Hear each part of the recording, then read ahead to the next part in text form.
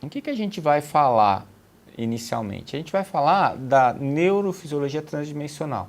Eu quero dar uma conceituada em fisiologia e essa questão do transdimensional.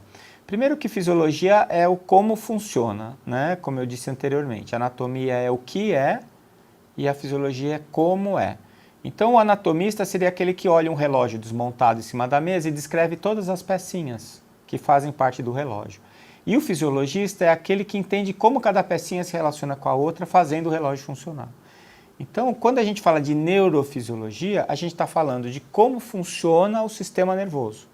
O nosso sistema nervoso é composto pelo sistema nervoso periférico e central. O nosso sistema nervoso central é formado por uma medula espinal e pelo encéfalo. O encéfalo é tudo aquilo que está dentro do crânio. E dentro do encéfalo, a gente tem o cérebro, né?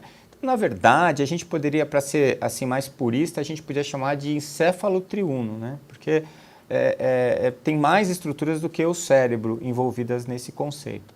Mas a gente segue a orientação do Dr. Paul MacLean, que levanta essa questão de como o cérebro tem evoluído e na evolução do cérebro aumentando a capacidade de manifestação dos seres vivos. Então, os materialistas, eles pensam assim, que é porque o cérebro desenvolveu, a gente ficou mais capaz.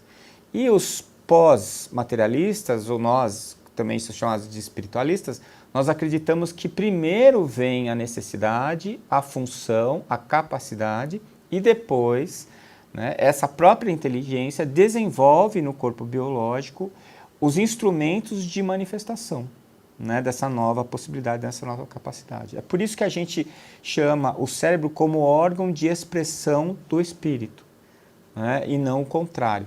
A gente não somos os primeiros a falar disso, não, né? A gente sabe que Diderot, por exemplo, que era um biólogo, ele foi usado como uma ideia evolucionista, né?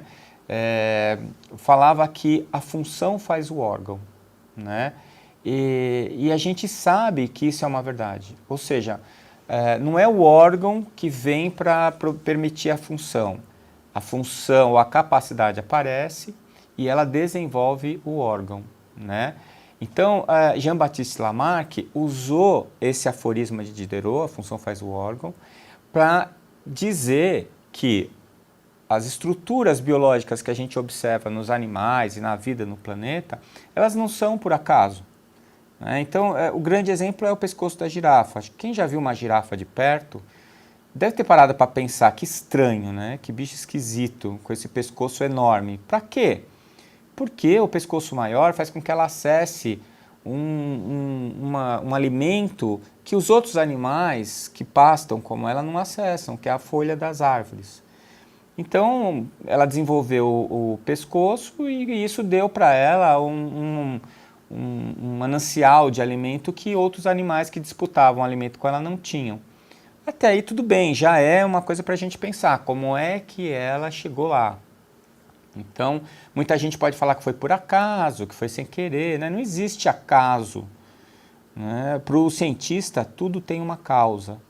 Agora, mais do que você olhar o pescoço enorme da girafa, eu queria que você pensasse um pouquinho na coluna cervical da girafa, né? A gente tem uma coluna cervical pequena e já incomoda. Você imagina o tamanho das vértebras para sustentarem aquele pescoço.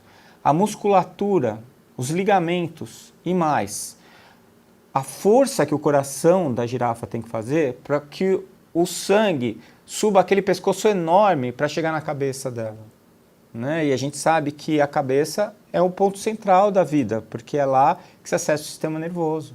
E é o sistema nervoso o órgão de manifestação da vida. Então, não é um projeto aleatório, é uma coisa planejada, né?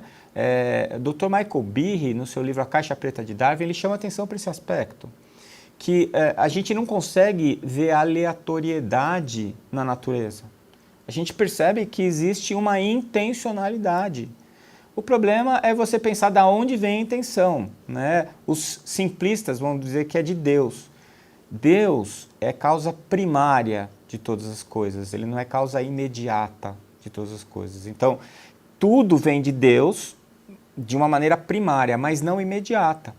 Então, a estrutura do nosso organismo, ela é derivada da maneira como nós nos expressamos nesse momento, do que nós somos nesse momento, das capacidades que nós temos nesse momento.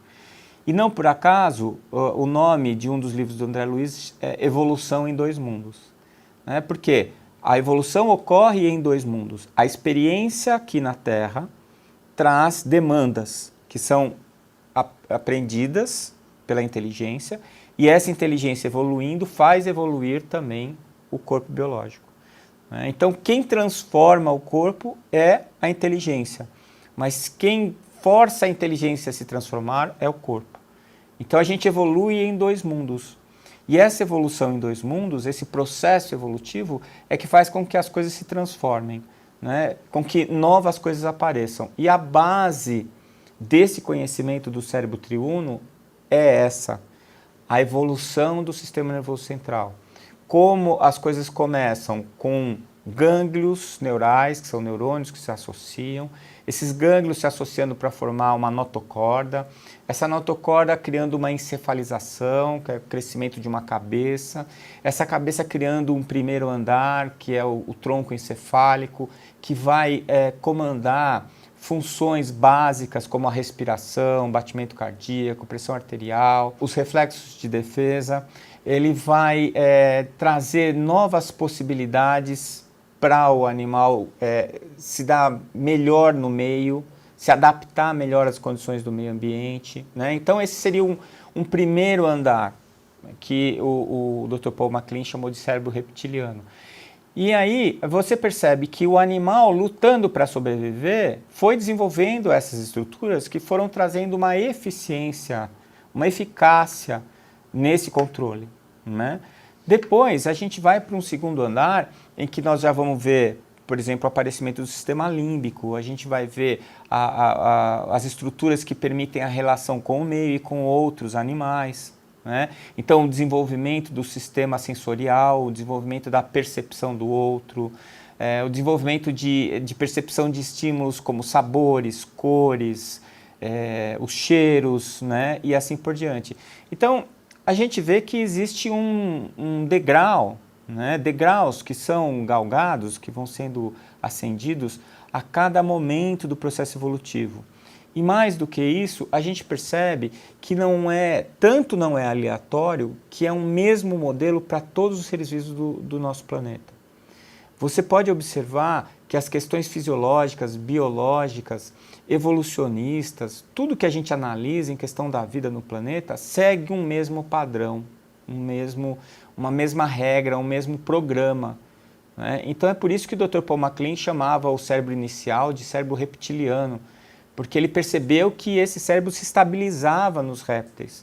Então, os répteis também estão no mesmo processo evolutivo como nós estamos, e eles estão utilizando os seus aprendizados, as suas conquistas no ambiente para desenvolver as suas estruturas neurais. E essas estruturas vão aparecendo na medida em que nós vamos sendo capazes de usá-las.